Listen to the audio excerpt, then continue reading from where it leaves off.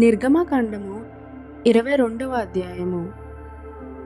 ఒకడు ఎద్దునైనను గొర్రెనైనను దొంగిలించి దాని అమ్మినను చంపినను ఆ ఎద్దుకు ప్రతిగా 5 ఎద్దులను, ఆ గొర్రెకు ప్రతిగా 4 గొర్రెలను ఇయ్యవలెను. దొంగ కన్నము వేయుచుండగా వాడు దొరికి చచ్చినట్లు కొట్టబడిన ఎడల అందువలన రక్తపరాధము ఉండదు. సూర్యుడు ఉదయించిన తరువాత వాని కొట్టిన ఎడల వానికి రక్తపరాధముండును. వాడు సరిగా సొమ్ము మరలా చెల్లింపవలెను. వానికేమీ లేకపోయిన ఎడల వాడు దొంగతనము చేసినందున అమ్మబడవలెను. వాడు దొంగిలినది ఎద్దైనను గాడిదైనను గొర్రె అయినను సరే, అది ప్రాణముతో వాని యొద్ద దొరికిన ఎడల 2 అంతలు చెల్లింపవలెను. ఒకడు చేనునైనను ద్రాక్ష తోటనైనను మేపుటకు తన పశువును విడిపించగా ఆ పశువు వేరొకని చేను మేసిన ఎడల అతడు తన చేలలోని మంచిదియు ద్రాక్ష తోటలోని మంచిదియు దానికి ప్రతిగా నీయవలెను. అగ్ని రగిలి ముండ్ల కంపలు అంటుకొనుట వలన పంట కుప్ప అయినను పంట పైరైనను చేనైనను కాలిపోయిన ఎడల అగ్నినంటించిన వాడు ఆ నష్టమును అచ్చుకొనవలెను. ఒకడు సొమ్మైనను సామానైనను జాగ్రత్త పెట్టుటకు తన పొరుగువానికి అప్పగించినప్పుడు అది ఆ మనుషుని ఇంటి నుండి దొంగిలింపబడి ఆ దొంగ దొరికిన ఎడల వాడు దానికి 2 అంతలు అచ్చుకొనవలెను.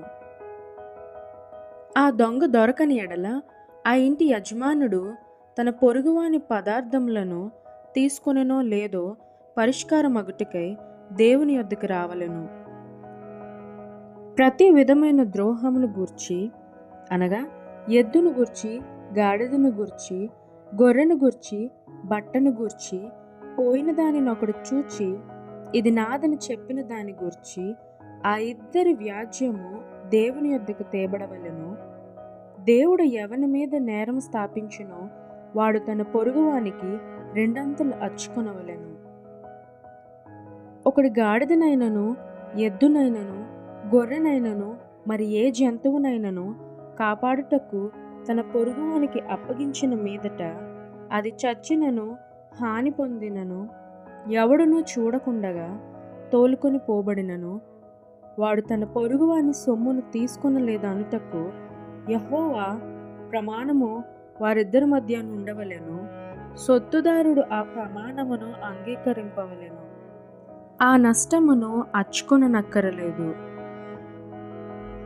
అది నిజముగా వాని యొద్ద నుండి దొంగిలింపబడిన ఎడల సొత్తుదారునికి ఆ నష్టమును అచ్చుకొనవలెను. అది నిజముగా చీల్చబడిన ఎడల వాడు సాక్ష్యము కొరకు దాన్ని తేవలెను. చీల్చబడిన దాని నష్టమును అచ్చుకొననక్కరలేదు.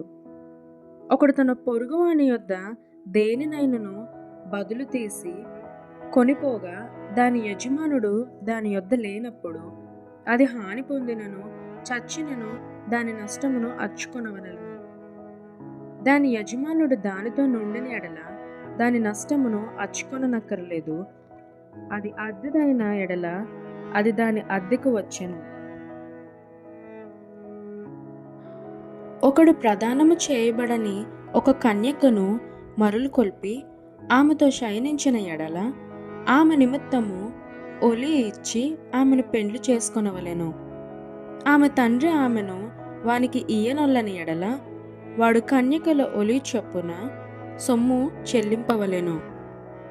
శకునము చెప్పు దానిని బ్రతుకనీయకూడదు.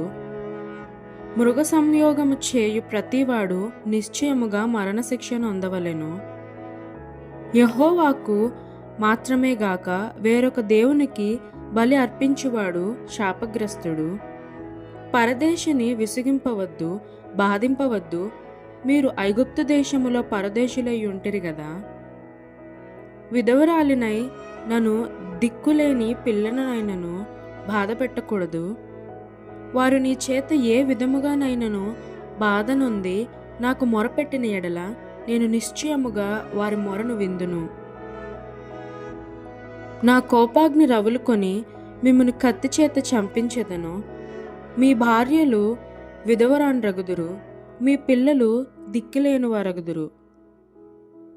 నా ప్రజలలో నీ యొద్ద నుండు ఒక బీదవానికి సొమ్ము అప్పిచ్చిన ఎడల వడ్డీకిచ్చువాని వలె వాని ఎడల జరిగింపకూడదు, వానికి వడ్డీ కట్టకూడదు. నీవు ఎప్పుడైనను నీ పొరుగువాని వస్త్రమును కుదువుగా తీసుకునిన ఎడల సూర్యుడు అస్తమించు వేళకు అది వానికి మరలా అప్పగించుము. వాడు కప్పుకొనినది అదే, అది వాని దేహమునకు వస్త్రము. వాడు మరి ఏమి కప్పుకొని పండుకొనును? నేను దయగలవాడను, వాడు నాకు మొరపెట్టిన ఎడల నేను విందును. నీవు దేవుని నిందింపకూడదు, నీ ప్రజలలోని అధికారిని శపింపకూడదు. నీ మొదట సస్యద్రవ్యములను అర్పింప తడువు చేయకూడదు. నీ కుమారులలో జ్యేష్ఠును నాకు అర్పింపవలెను. అట్లే నీ ఎద్దులను నీ గొర్రెలను అర్పింపవలెను. 7 దినములు అది దాని తల్లి యొద్ద ఉండవలెను. 8వ దినమున దానిని నాకు ఇయ్యవలెను. మీరు నాకు ప్రతిష్ఠింపబడిన వారు గనుక పొలములో చీల్చబడిన మాంసమును తినక కుక్కలకు దాని పారవేయవలెను.